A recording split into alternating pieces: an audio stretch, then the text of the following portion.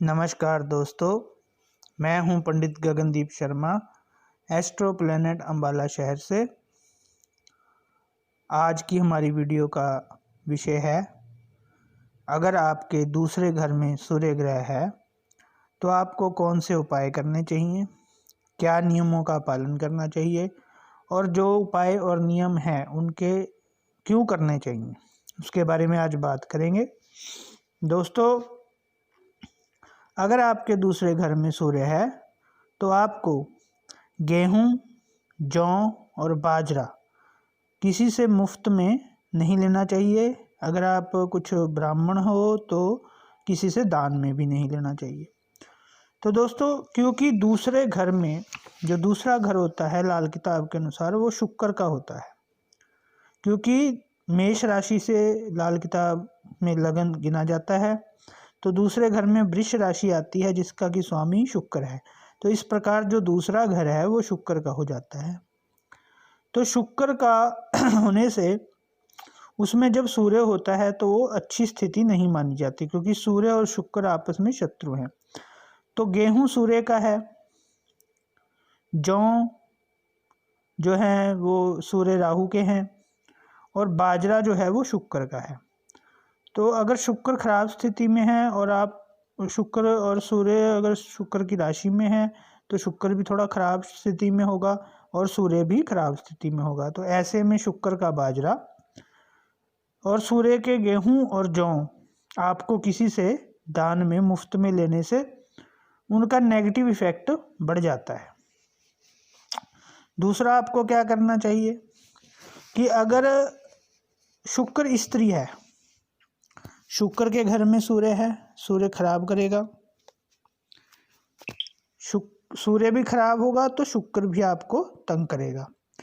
तो शुक्र स्त्री है तो अगर आपको किसी ना किसी प्रकार स्त्रियों से कष्ट आ रहा है, अगर आपका सूर्य दूसरे में घर में है और आपको स्त्रियों से किसी तरह का कष्ट आ रहा है तो आपको शनि के उपाय जैसे नारियल, बादाम तेल धर्म स्थान या मंदिर में दान देने चाहिए। क्योंकि शनि के उपाय क्यों? क्योंकि जो शनि और राहु, शुक्र अगर खराब होगा तो शनि और राहु पर इसका बैड इफेक्ट पड़ेगा, राहु भी खराब हो जाएगा और शनि भी थोड़ा परेशान करेगा। तो इसलिए जब आप नारियल, बादाम और तेल धर्म स्थान और मंदिर में दोगे तो आपका जो है शुक्र ठीक हो जाएगा, जिससे कि आपको स्त्रियों से कष्ट आना बंद हो जाएगा। तीसरा, आपको क्या करना चाहिए कि आपको अपने पुश्तैनी मकान में हैंड पंप लगाना चाहिए। इसका कारण क्या है कि ये पुश्तैनी मकान होता है बृहस्पति का और चंद्रमा जल होता है। तो अगर आप पुश्तैनी मकान में हैंड पंप लगाते हो तो आपका चंद्र गुरु का योग मजबूत हो जाएगा, जिससे अगर चंद्र गुरु का गजकेसरी योग अगर मजबूत हो जाए कुंडली में तो बृहस्पति मजबूत होके सूर्य, शनि, राहु और शुक्र तीनों से होने वाले बैड इफेक्ट को कंट्रोल में कर लेता है। चौथा, आपको क्या करना चाहिए कि चंद्रमा की वस्तुएं जैसे चावल, चांदी और दूध का दान नहीं करना चाहिए क्योंकि जब शुक्र की राशि में सूर्य होगा तो क्या होगा कि आपको जो है, जैसे मैंने बताया, स्त्रियों से कष्ट आएगा। तो स्त्री जो शुक्र होता है, जैसे शुक्र स्त्री का कारक होता है, ऐसे चंद्रमा, ये दोनों को स्त्री ग्रह माना गया है ज्योतिष के अंदर। तो अगर आप चंद्रमा की, जैसे पहले आपने को जो उपाय बताया नलके वाला, वो चंद्र गुरु का एक इकट्ठा उपाय था, लेकिन जो दूसरा ये बताया कि अगर आप अकेले चंद्रमा का करते हो चावल, चांदी और दूध का दान, तो चंद्रमा मजबूत होके तो चंद्र उसके साथ शुक्र स्त्री के कारक ग्रह अगर ज़्यादा मजबूत बलवान होंगे और वो अशुभ दशा में होंगे, क्योंकि अगर पहलवान को आप घी भी पिलाओगे ना तो भी वो ताकतवर ही होगा, है ना, तो फिर भी वो दंगल ही करेगा। तो ऐसे ही तो अगर आप चंद्रमा की चीज़ों का दान नहीं करना चाहिए।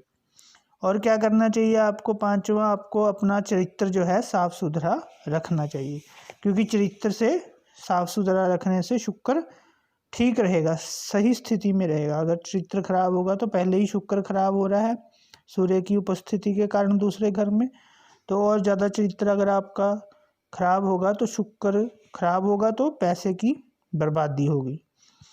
और छठा, आपको लोगों की के लिए भलाई के काम करने चाहिए। परोपकार को हमारे धर्म में बहुत ही महत्व दिया गया है, जितना आप परोपकार करोगे उतना अच्छा रहेगा।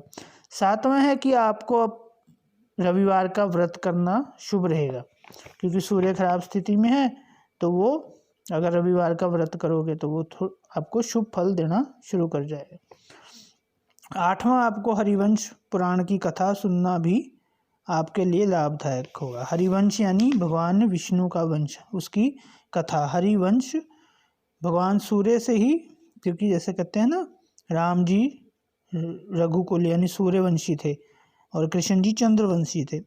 तो जो सूर्य का जो वंश है, अगर उसकी कथा सुनी जाए तो भी स्मरण किया जाए, उसकी कथा सुनी जाए, उसकी पूजा की जाए, तो भी उसका बैड इफेक्ट कम होता है। नौवां, आपको सूर्य को अर्घ देना चाहिए। तांबे के लोटे में गुड़ डालकर आपको सूर्य को अर्घ देना चाहिए।